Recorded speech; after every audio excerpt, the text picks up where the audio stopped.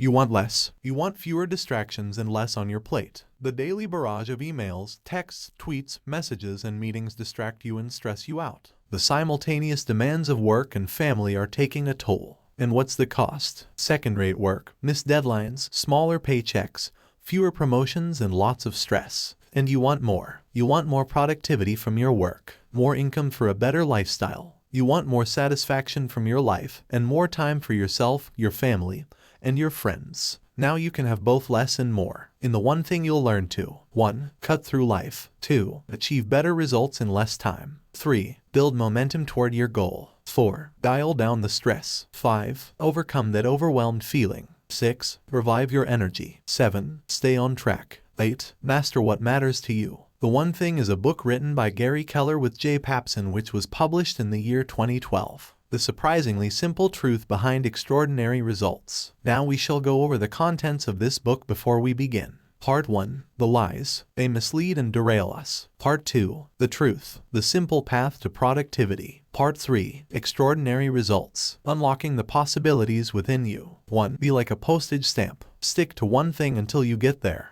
Josh Billings. On June 7, 1991, the Earth moved for 112 minutes. Not really, but it felt that way. I was watching the hit comedy City Slickers, and the audience's laughter rattled and rocked the theater. Considered one of the funniest movies of all time, it also sprinkled in unexpected doses of wisdom and insight. In one memorable scene, Curly, the gritty cowboy played by the late Jack Palance, and City Slicker Mitch, played by Billy Crystal, leave the group to search for stray cattle. Although they had clashed for most of the movie, riding along together they finally connect over a conversation about life. Suddenly Curly reins his horse to a stop and turns in the saddle to face Mitch. Curly, do you know what the secret of life is? Mitch, no. What? Curly, this. He holds up one finger. Mitch, your finger. Curly, one thing. Just one thing. You stick to that and everything else don't mean shit. Mitch, that's great, but what's the one thing? Curly, that's what you've got to figure out. Out of the mouth of a fictional character to our ears comes the secret of success. Whether the writers knew it or unwittingly stumbled on it, what they wrote was the absolute truth. The one thing is the best approach to getting what you want.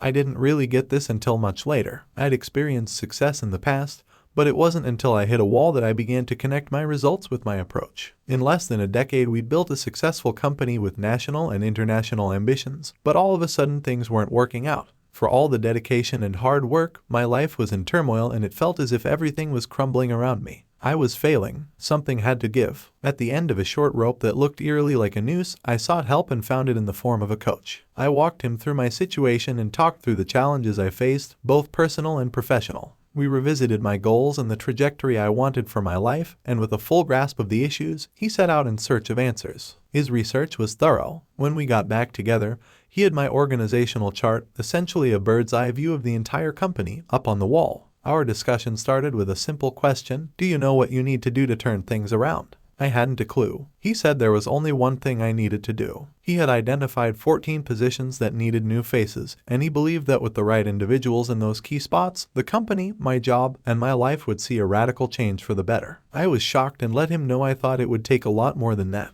He said, no, Jesus needed 12, but you'll need 14. It was a transformational moment. I had never considered how so few could change so much. What became obvious is that, as focused as I thought I wasn't focused enough. Finding 14 people was clearly the most important thing I could do. So, based on this meeting, I made a huge decision. I fired myself. I stepped down as CEO and made finding those 14 people my singular focus. This time the Earth really did move. Within 3 years, we began a period of sustained growth that averaged 40% year over year for almost a decade.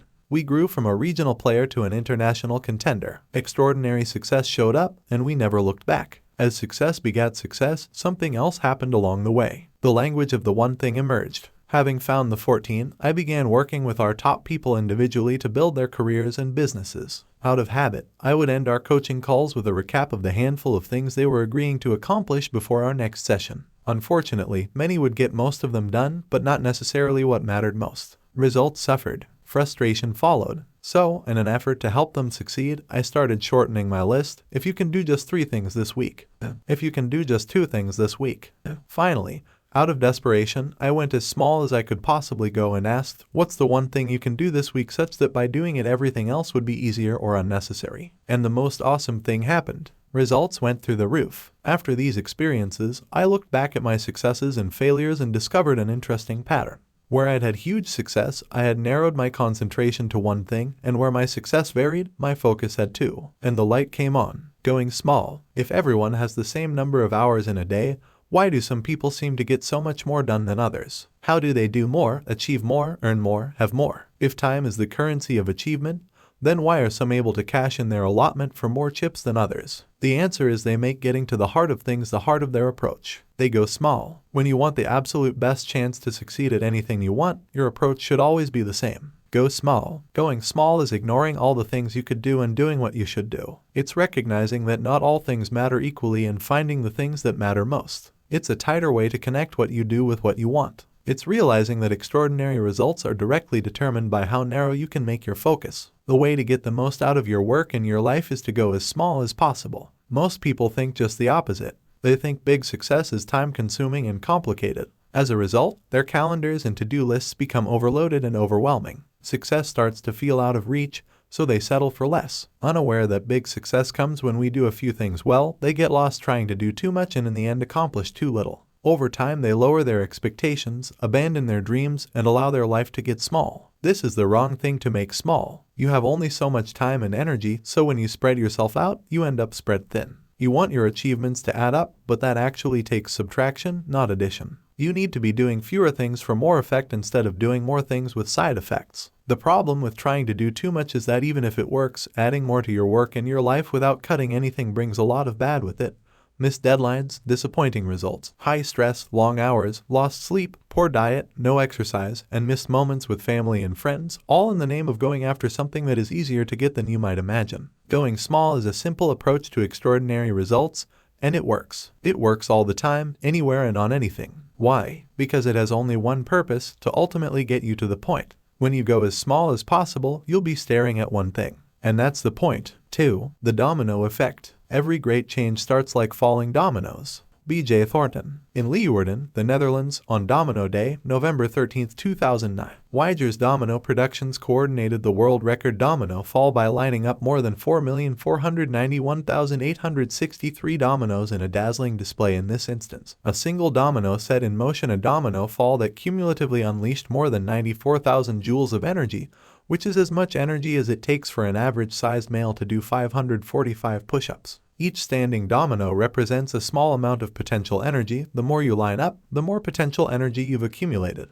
Line up enough and, with a simple flick, you can start a chain reaction of surprising power. And Weijers Domino Productions proved it. When one thing, the right thing, is set in motion, it can topple many things. And that's not all. In 1983, Lorne Whitehead wrote in the American Journal of Physics that he'd discovered that domino falls could not only topple many things, they could also topple bigger things. He described how a single domino is capable of bringing down another domino that is actually 50% larger. Fig. 1. A geometric domino progression. Fig. 2. A geometric progression is like a long train. It starts out too slow to notice until it's moving too fast to stop. Do you see the implication? Not only can one knock over others, but also others that are successively larger. In 2001, a physicist from San Francisco's Exploratorium reproduced Whitehead's experiment by creating 8 dominoes out of plywood, each of which was 50% larger than the one before. The first was a mere 2 inches, the last almost 3 feet tall. The resulting domino fall began with a gentle tick and quickly ended with a loud slam.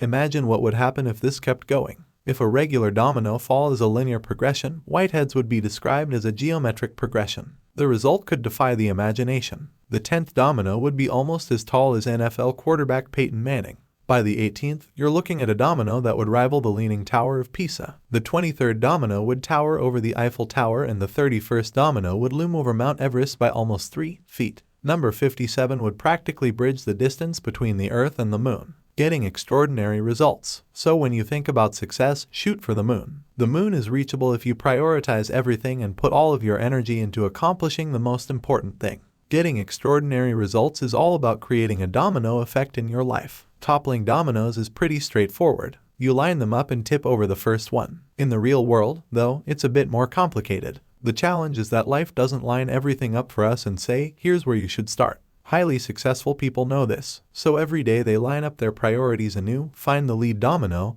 and whack away at it until it falls. Why does this approach work? Because extraordinary success is sequential, not simultaneous. What starts out linear becomes geometric. You do the right thing and then you do the next right thing. Over time it adds up, and the geometric potential of success is unleashed. The domino effect applies to the big picture, like your work or your business, and it applies to the smallest moment in each day when you're trying to decide what to do next. Success builds on success, and as this happens over and over, you move toward the highest success possible. When you see someone who has a lot of knowledge, they learned it over time. When you see someone who has a lot of skills, they developed them over time. When you see someone who has done a lot, they accomplished it over time. When you see someone who has a lot of money, they earned it over time. The key is over time. Success is built sequentially. It's one thing at a time. It is those who concentrate on but one thing at a time who advance in this world.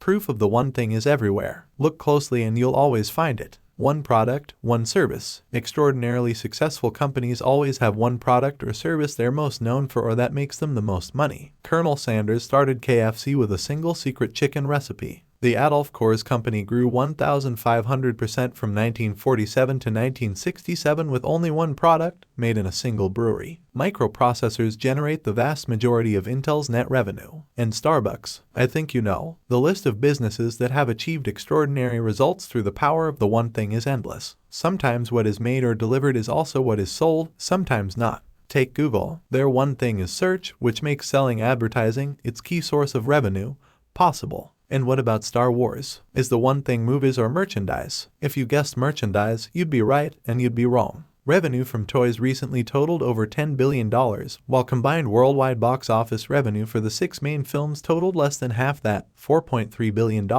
From where I sit, movies are the one thing because they make the toys and products possible. The answer isn't always clear, but that doesn't make finding it any less important. Technological innovations, cultural shifts, and competitive forces will often dictate that a business's one thing evolve or transform. The most successful companies know this and are always asking, what's our one thing? Apple is a study in creating an environment where an extraordinary one thing can exist while transitioning to another extraordinary one thing. From 1998 to 2012, Apple's one thing moved from Macs to iMacs to iTunes to iPods to iPhones, with the iPad already jockeying for the pole position at the head of the product line. As each new golden gadget entered the limelight, the other products weren't discontinued or relegated to the discount tables. Those lines, plus others, continued to be refined while the current one thing created a well-documented halo effect, making the user more likely to adopt the whole Apple product family when you get the one thing. You begin to see the business world differently. If today your company doesn't know what its one thing is, then the company's one thing is to find out.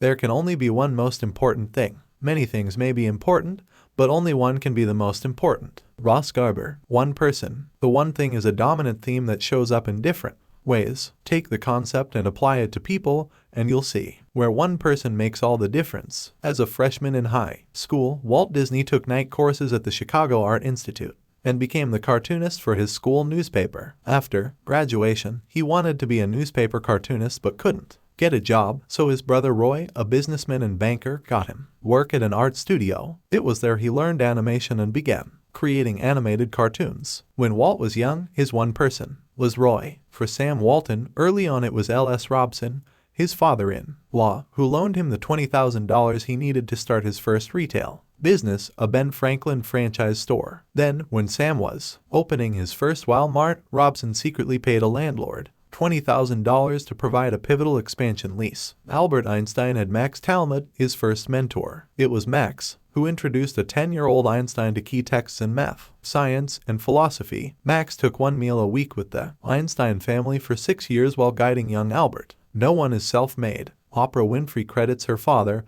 and the time she spent with him and his wife for saving her. She told Jill Nelson of the Washington Post magazine, "If I hadn't been sent to my father, I would have gone in another direction." Professionally, it started with Jeffrey D. Jacobs, the lawyer, agent, manager, and financial advisor who, when Oprah was looking for employment contract advice, persuaded her to establish her own company rather than simply be a talent for hire. Harpo Productions, Inc. was born. The world is familiar with the influence that John Lennon and Paul McCartney had on each other's songwriting success, but in the recording studio there was George Martin, considered one of the greatest record producers of all time, George has often been referred to as the fifth Beatle for his extensive involvement on the Beatles' original albums. Martin's musical expertise helped fill the gaps between the Beatles' raw talent and the sound they wanted to achieve. Most of the Beatles' orchestral arrangements and instrumentation, as well as numerous keyboard parts on the early records, were written or performed by Martin in collaboration with the band. Everyone has one person who either means the most to them or was the first to influence, train, or manage them. No one succeeds alone. No one. You must be single-minded.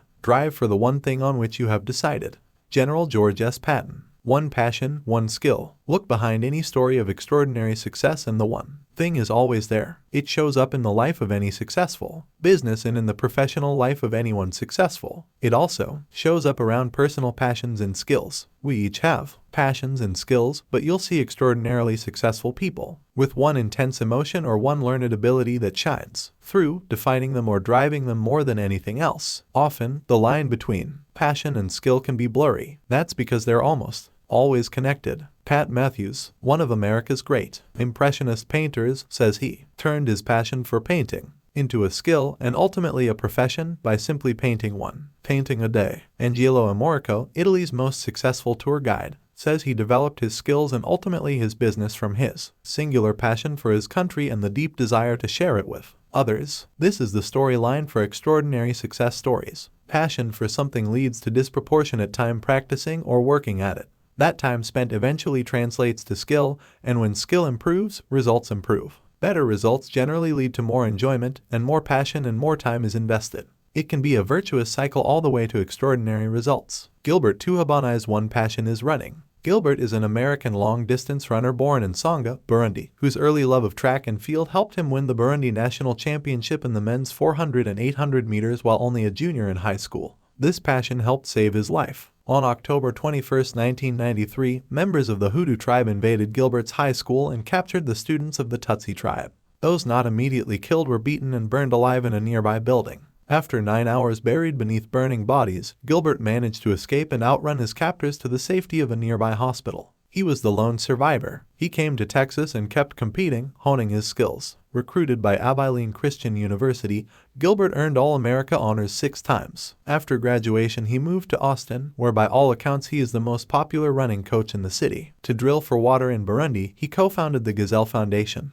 whose main fundraiser is, wait for it, Run for the Water, a sponsored run through the streets of Austin. Do you see the theme running through his life? From competitor to survivor, from college to career to charity, Gilbert Tuhobonai's passion for running became a skill that led to a profession that opened up an opportunity to give back. The smile he greets fellow runners with on the trails around Austin's Lady Bird Lake symbolizes how one passion can become one skill and together ignite and define an extraordinary life. The one thing shows up time and again in the lives of the successful because it's a fundamental truth. It showed up for me, and if you let it, it will show up for you. Applying the one thing to your work and in your life is the simplest and smartest thing you can do to propel yourself toward the success you want. Success demands singleness of purpose. Vince Lombardi, One Life. If I had to choose only one example of someone who has harnessed the one thing to build an extraordinary life, it would be American businessman Bill Gates. Bill's one passion in high school was computers, which led him to develop one skill, computer programming. While in high school, he met one person, Paul Allen, who gave him his first job and became his partner in forming Microsoft. This happened as the result of one letter they sent to one person, Ed Roberts, who changed their lives forever by giving them a shot at writing the code for one computer, the Altair 8800, and they needed only one shot. Microsoft began its life to do one thing, develop and sell basic interpreters for the Altair 8800, which eventually made Bill Gates the richest man in the world for 15 straight years. When he retired from Microsoft, Bill chose one person to replace him as CEO, Steve Ballmer, whom he met in college. By the way, Steve was Microsoft's 30th employee but the first business manager hired by Bill. And the story doesn't end there. Bill and Melinda Gates decided to put their wealth to work making a difference in the world. Guided by the belief that every life has equal value, they formed one foundation to do one thing, to tackle really tough problems like health and education. Since its inception, the majority of the foundation's grants have gone to one area, Bill and Melinda's Global Health Program. This ambitious program's one goal is to harness advances in science and technology to save lives in poor countries. To do this, they eventually settled on one thing: stamp out infectious disease as a major cause of death in their lifetime. At some point in their journey, they made a decision to focus on one thing that would do this: vaccines. Bill explained the decision by saying, "We had to choose what the most impactful thing to give would be. The magic tool of health intervention is vaccines.